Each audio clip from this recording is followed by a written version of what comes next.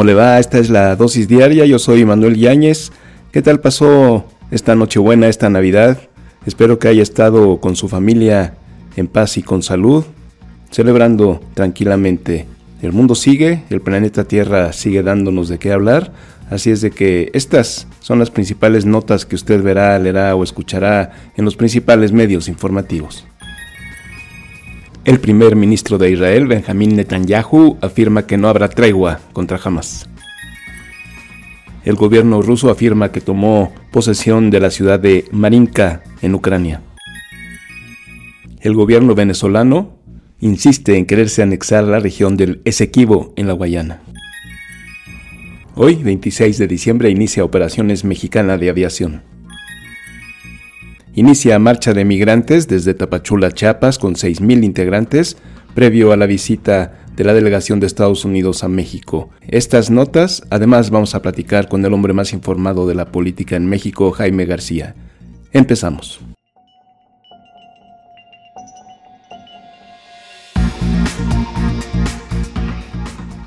En el Medio Oriente, el primer ministro de Israel, Benjamín Netanyahu, insiste en que solo con presión militar se podrán liberar a los rehenes. Dice que gracias a la presión militar que ha hecho Israel, se han logrado liberar a más de 100 rehenes que tenía retenidos Hamas.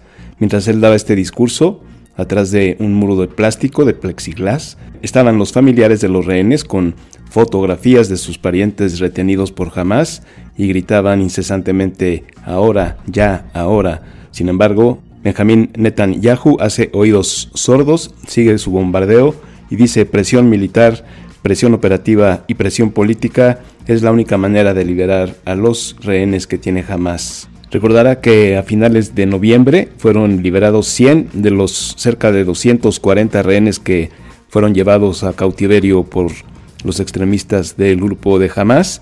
Dicen que este acuerdo de cese al fuego momentáneo y liberación de estos 100 rehenes se dio gracias a la negociación de Estados Unidos, Qatar y Egipto con Hamas. Los parientes, los familiares de los rehenes retenidos dicen que Benjamín Netanyahu nada tuvo que ver con la liberación de estos 100 rehenes e insisten en que solo con un alto al fuego podrán recuperar a sus familiares retenidos.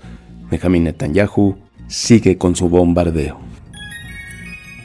Y en el otro frente de guerra, en la invasión que hizo Vladimir Putin a Ucrania, dice el ministro de Defensa ruso Sergei Shoigu que tomó la ciudad de Marinka, un importante bastión ucraniano en las cercanías de Donetsk, mientras que el presidente Volodymyr Zelensky aprovechó la Navidad para animar a la resistencia a seguir con su ofensiva contra la invasión rusa. Si se confirma que realmente el ejército ruso tomó la ciudad de Marinka, sería el mayor éxito militar de Moscú desde hace más de 6 meses. El ministro de Defensa ruso, Shoigu, destacó que Marinka, que tenía casi 10,000 habitantes antes de la guerra, ahora se encuentra reducida a ruinas.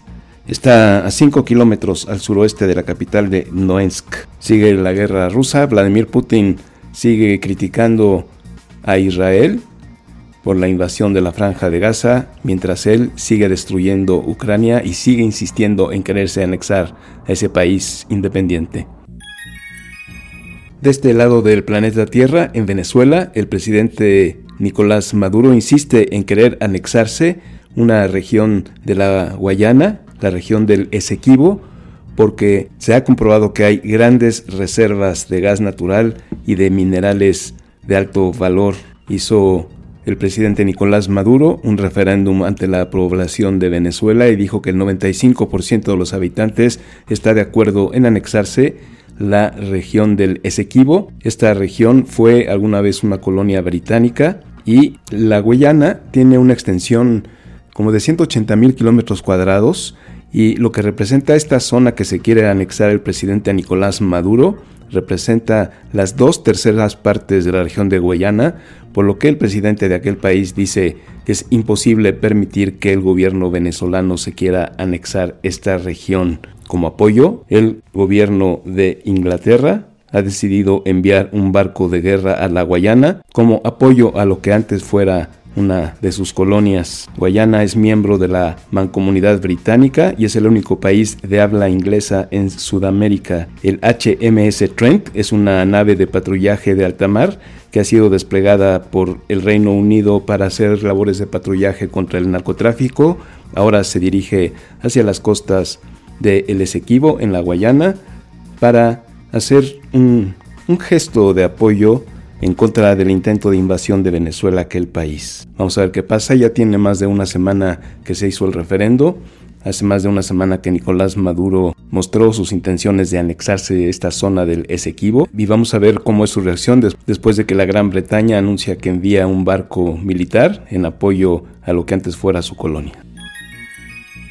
En México, en Acapulco, no fue una alegre Navidad en el sector turístico. Se reporta una ocupación de apenas el 5% en la zona turística del puerto de Acapulco. Hay actualmente alrededor de 4,000 habitaciones disponibles para la temporada de vacaciones de fin de año y hasta ese momento, en toda la Navidad, hubo unas 1,000 o 1,500 habitaciones ocupadas en los distintos hoteles que aún pueden brindar este servicio. La temporada turística fuerte inicia a partir del 27 de diciembre. Siempre son mejores las fiestas de fin de año que las Navidades en Acapulco, pero solamente hay 4,000 habitaciones disponibles y casi ningún hotel está al 100% y no se espera tampoco que haya una gran derrama, porque aunque estuvieran completas las 4,000 habitaciones, no es ni por asomo suficiente para lograr un ingreso como lo que necesita el puerto de Acapulco. Siguen los habitantes haciendo largas filas para lograr comprar materiales de construcción. Sigue zonas todavía llenas de lodo y ramas y basura. Esto es algo que llevará tiempo. Esperemos que la gente apoye el puerto de Acapulco y cuando menos estas 4,000 habitaciones puedan estar ocupadas para esta celebración de fin de año. El 27 de diciembre llegará a México la delegación encabezada por el secretario de Estado Antony Blinken para hablar con el presidente mexicano Andrés Manuel López Obrador sobre temas de migración. Viene también el titular de la Seguridad Nacional de Estados Unidos, Alejandro Mayorkas, y en víspera de esta reunión sobre temas de migrantes y de migración, arranca una nueva caravana desde Tapachula, Chiapas. Está integrada por 6,000 personas que llevan meses allí en Tapachula durmiendo en un parque público y que aprovecharán la llegada de la delegación de Estados Unidos para hablar de temas de migración, para arrancar una marcha en dirección hacia la frontera norte. Arranca con 6,000 personas y se espera que se le vayan anexando más y que quizá lleguen a ser 8,000 para hacer este llamar la atención ahora que llegará el 27 de diciembre la delegación de Estados Unidos a hablar sobre estos temas. Es muy grave. Le decíamos ya la semana pasada que han entrado a nuestro país por la frontera sur más de 140,000 personas y al mismo tiempo han intentado entrar hacia los Estados Unidos por nuestra frontera norte, más de 7,000 personas cada día. La intención del gobierno de Estados Unidos es que México retenga el mayor número de migrantes, los filtre y los procese y que a gran número de ellos los devuelva a sus países de origen. Mañana 27 de diciembre inicia esta conversación y vamos a ver en qué deriva y vamos a ver qué pasa con esta marcha migrante que arranca hoy hacia la frontera norte desde Tapachula, Chiapas. 26 de diciembre, márquelo en el calendario como el día en que vuelve a volar Mexicana de Aviación. Durante la conferencia mañanera del presidente, el secretario de la Defensa Nacional, Luis Crescencio Sandoval, dice que es una gran noticia y que ya hoy inician los vuelos de Mexicana de Aviación. El primero de ellos es hacia Tulum, partiendo desde el aeropuerto Felipe Ángeles. El costo del pasaje de este vuelo fue de 389 pesos. Iba gratis por promoción de ser el primer vuelo, el equipaje hasta por 25 kilos. Despegó a las 7 de la mañana el primer vuelo desde el aeropuerto Felipe Ángeles con rumbo al aeropuerto de Tulum, el primer vuelo de Mexicana de Aviación. El senador con licencia y quien fuera candidato por Morena a la gubernatura de Coahuila, Armando Guadiana Tijerina, falleció a los 77 años de edad. Se dice que estaba siendo tratado por un cáncer de páncreas en un hospital privado y de ahí se reporta el fallecimiento de quien fuera candidato a Coahuila por Morena. Descansa en paz el senador con licencia Armando Guadiana Tijerina. Estamos platicando del despegue del primer vuelo de Mexicana de Aviación, de la nueva Mexicana de Aviación. Estos y otros temas, por supuesto, vamos a platicar ahora con Jaime García, el hombre más informado de la política en México. Jaime, ¿cómo estás? ¿Cómo te fue de Navidades? Manuel, quienes nos escuchan, buen día. Bien. La Navidad, como suele ocurrir en la mayoría de los casos de las familias mexicanas, pues te reúnes con los afectos más cercanos y de pronto aparecen pues personas que de pronto no ves tan seguido, ¿no? Pero pues bueno, es parte de las fechas y afortunadamente para quienes no las festejamos, ya acabó la Navidad. Ya pasaron las compras de pánico, querido Jaime. ¿Cómo están las compras de pánico para volar por Mexicana de Aviación? ¿Se fueron al aeropuerto de Tulum? Sí, mientras hablamos se desenvuelve la conferencia matutina habitual del presidente López Obrador. Hace un par de minutos hubo un enlace para el despegue del avión de Mexicana, esta aerolínea que había atravesado por una serie de dificultades, por ventas, por despidos, por liquidaciones, pero que digamos la marca mexicana permaneció. Uno de los tantos símbolos a los cuales ha apelado el presidente desde que comenzó su gobierno. Esto que quizá nos tomó no necesariamente por sorpresa, pero si tú recuerdas cuando inició el sexenio, pues teníamos claro que se iba a cancelar el aeropuerto, que iba para allá, el aeropuerto en aquel entonces de Texcoco. Teníamos claro que el avión presidencial iba a ser vendido, que el presidente iba a ejecutar una serie de recuperación de símbolos, la soberanía energética, en fin. Y conforme fue avanzando el sexenio, seguramente estaba pactado o estaba planeado así desde un inicio, nos fuimos enterando y nos fuimos metiendo a la conversación de Mexicana de Aviación. Insisto, allende los problemas y los conflictos de carácter tanto de trabajadores como de empresa, pues el presidente comenzó a hablar de la importancia que tendría que hubiera una aerolínea que grosso modo viniera a cumplir dos cuestiones muy concretas. La primera, pues que fuera una aerolínea del gobierno, que fuera una aerolínea que fuera operada desde el gobierno. Ya después también nos enteramos que sería operada no nada más por el gobierno, sino por los militares, y que cumpliera una función, pues digamos, para ponerlo en términos muy elementales, una función de mercado, ¿no? Y esa función de mercado tiene que ver con que hasta donde nos quedamos en estos aviones, pues no habrá esta diferencia en términos de cuánto pagas y entonces te ponen en un lugar mejor o en un lugar peor. No hay clases y los boletos son mucho más baratos, entonces pues eso hará, insisto, no funciona así el mercado, pero en el relato más elemental del mercado, pues habrá una aerolínea que sea muy barata y eso ocasionará que el resto pues tenga que bajar los costos, porque el consumidor promedio pues querrá volar por la más barata. Ahora hay que observar cuáles son los destinos que cubre. Hoy inicia con el Tulum AIFA, es decir, esa ruta pues ya está, seguramente llegará. Anunciaron cuáles serán los destinos, llegará a las ciudades más importantes y de ahí vamos a ver cómo crece y se desenvuelve. Digamos que nace con una ventaja o renace con una ventaja competitiva, pues difícilmente las Fuerzas Armadas de un país, ¿no? Y de un país como México, pues quebrarán. Entonces pues nunca dejará de tener esta capacidad financiera para mantener de entrada esos bajos costos. Digamos que en el relato del presidente se cumple o se acerca a fin de año con otra de esas palomitas, ¿no? De esos checklists en donde le vas poniendo palomita verde a lo que ya hiciste. Lo veíamos hace un momento, pues evidentemente está contento porque cierra el año, ¿no? Otra vez Tren Maya, tren interoceánico, vuelo de Mexicana de Aviación, independientemente de lo que ocurre en el país. Y digo independientemente no porque no sea importante, sino porque para la nota de las personas y en las mesas y en las conversaciones que tenemos en fin de año, pues esto seguramente será un motivo más de conversación respecto a cómo ejerce el gobierno el presidente.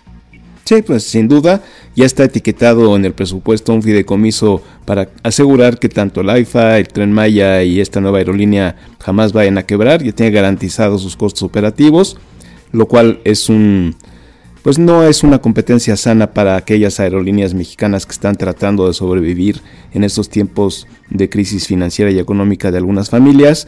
Vamos a ver cómo reaccionan las demás aerolíneas. Por lo pronto, pues con bombo y platillo, el presidente con una gran sonrisa destaca esto, y como tú dices, será el tema en las mesas y está evitando que el tema sea la inseguridad de la violencia. Así es de que su palomita en su checklist, y su palomita vamos a ver cómo le va mañana cuando llegue esta delegación que manda Joe Biden para hablar de temas de migración. Ya ves que hay una nueva marcha también migrante que sale de Tapachula, Chiapas, y este será un tema bien importante esta semana.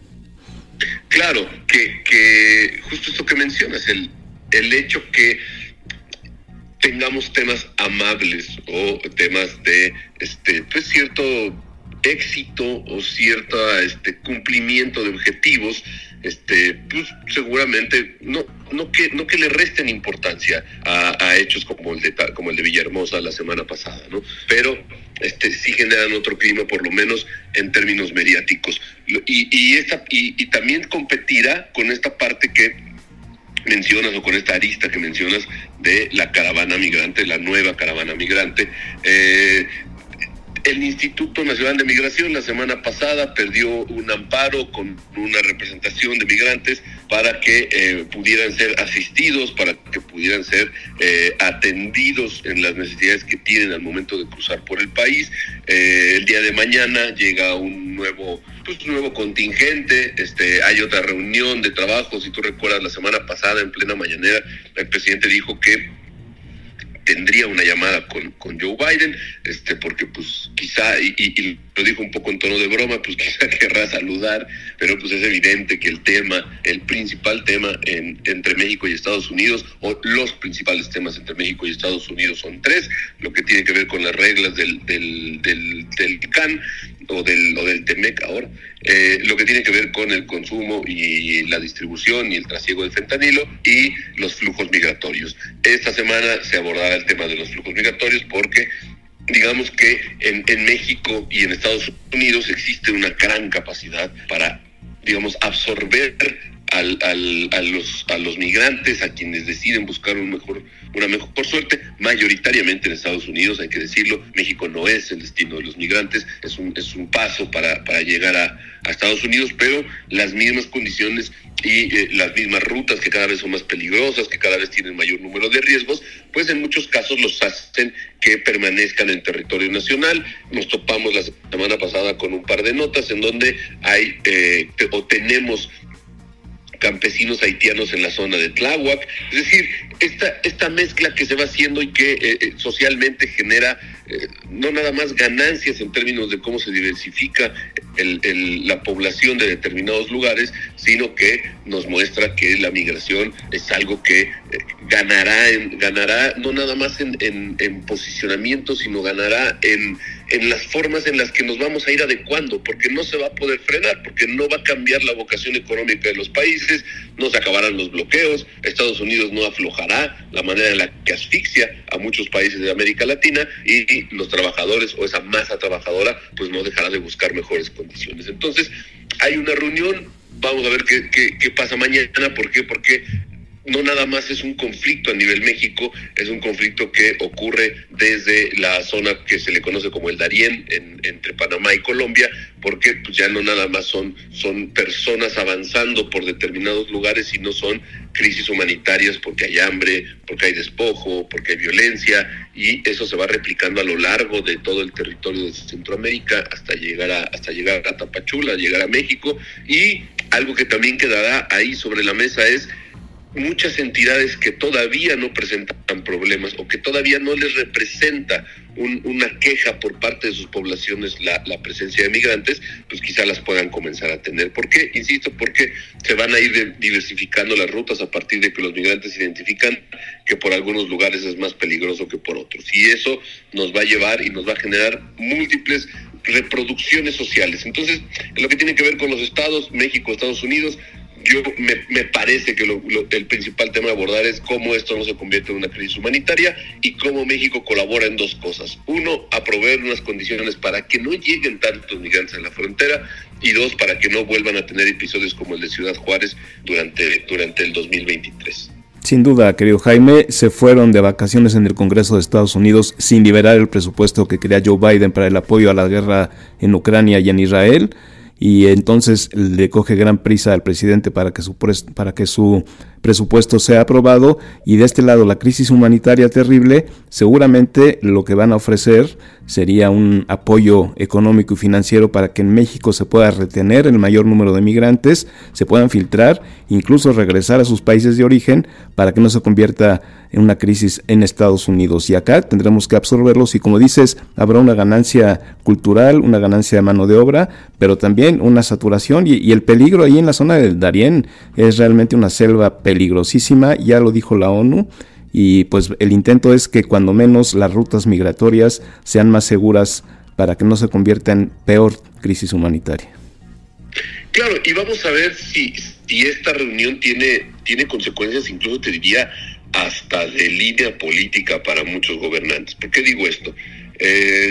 La tragedia que ocurrió en la estación migratoria de Ciudad Juárez, pues tiene un inicio, tiene una génesis, más allá del fenómeno migratorio, pero había una inconformidad manifiesta entre los ciudadanos de Juárez y al presidente municipal, a Cruz Pérez Cuellar, de estos ejemplos de que no reditúa nada bueno, o que no significa nada el hecho de que seas de un partido y luego te pases al bando bueno morenista.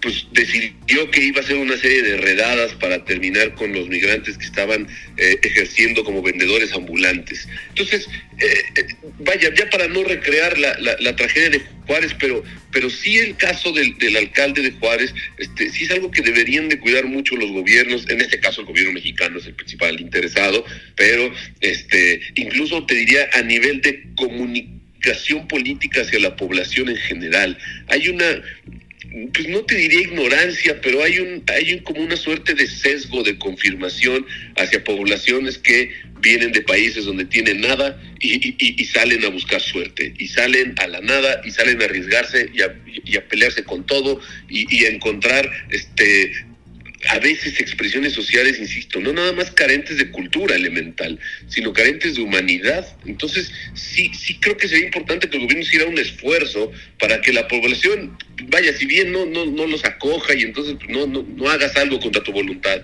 pero por lo menos que podamos ponerle un poquito un dique a esas expresiones de odio y esas expresiones de racismo que se ven reflejadas en los gobernantes, y que después, cuando mueren migrantes quemados en una estación migratoria, nadie dice, oigan, es que saben que a mí se me ocurrió que tenía que hostigarlos porque hay un grupo de ciudadanos inconformes. Sí son condiciones bien delicadas, son condiciones muy raras, y ojalá los gobiernos tengan ese pulso, por lo menos para apelar a cuestiones de humanidad elemental, y que las personas, insisto, pues si bien no, claro, existe este sagradísimo y consagrado derecho a la propiedad privada, claro que no, si no quieres invitar a tu casa no pasa algo, pero pues que no agredan a personas, insisto, que lo último que quieren es estar buscando una mejor vida en México y estar recibiendo expresiones de odio y de denuesto. Así es, hay que tender la mano a los migratorios. No hay que ser tampoco un oasis para la migración, pero tampoco un lugar donde se corre el riesgo de perder la vida. Vamos a ver qué pasa ahora que llegue la delegación que llega mañana. Vamos a ver, yo creo que va a ser amistosa para tratar de apoyar en que en México se quede el mayor número de migrantes, cuando menos transitoriamente. Y también vamos a ver qué pasa, se acerca el fin de año y como siempre nos va a agarrar la cuesta de enero, Jaime. Pues menos a quienes vuelen por Mexicana, porque se van a ahorrar una lana muy baratos. Sí, hay que ver cómo van a estar los ajustes para el próximo año. Ya hoy en la opinión publicada y en la opinión pública comienza a ser tema. Habrá algunos incrementos, parece que no serán tantos. Se mantiene, ¿te acuerdas estas medidas de emergencia que sacó el gobierno en conjunto con la iniciativa privada, que se conoce como PASIC o PASIC? y que tiene que ver con una sumatoria de productos para que no tengan un incremento, para que no se vean afectados en el costo que tiene para la población, pues parece que eso se va a mantener, pero sí ya hay una buena cantidad de productos y de servicios que se verán afectados en el costo que tienen para nosotros, y que obviamente pues eso generará un descontento. Ya sabemos que cada vez que se mide la aprobación presidencial en enero, pues cae un poquito, porque pues la verdad siempre le atribuimos al gobierno, porque es una realidad el hecho de que los costos de determinadas cosas incrementen. Entonces pues vamos a ver cómo nos acomodamos y cómo le hacemos para que esta famosa frase que a veces al presidente ya no le gusta, de apretarse el cinturón, pero sí creo que en esta pobreza franciscana que nos ha transmitido López Obrador, hay que ver cómo le hacemos para que nos alcance para más con lo mismo. Pues sí, vamos a seguirlo muy de cerca, como seguimos cada fin de año cómo se comporta esta mega canasta básica que hizo el gobierno para... fue desde el COVID, por temas de COVID y por temas de inflación y la guerra de Ucrania, que empezamos a hacer esta canasta básica del PASIC. Y pues esperemos que la mantengan y vamos a ver qué pasa.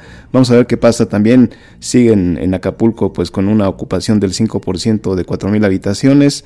Y pues también seguiremos a ver qué pasa con la reconstrucción de aquel puerto turístico.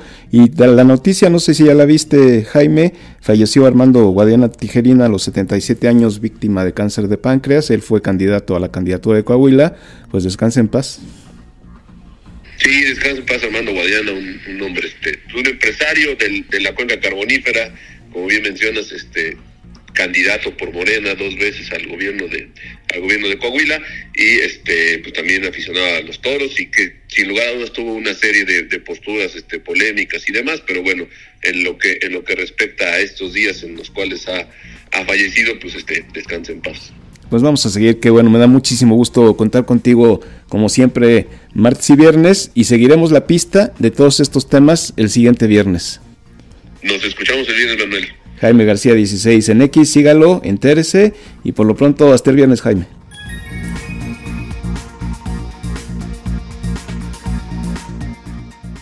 Llegamos al final de la dosis diaria de hoy. Si usted está de vacaciones, disfrute la familia, tómelo con calma. Nosotros estamos trabajando para que usted esté informado y al día. Hagamos estos temas tema de conversación. Búsquenos en redes sociales como la dosis diaria X. Búsqueme a mí, Manuel Yáñez, en LinkedIn. Y por lo pronto, y también Spotify, Apple Podcast, ahí donde usted escuche su podcast favorito, escuche la dosis diaria. Por lo pronto, ya está usted informado.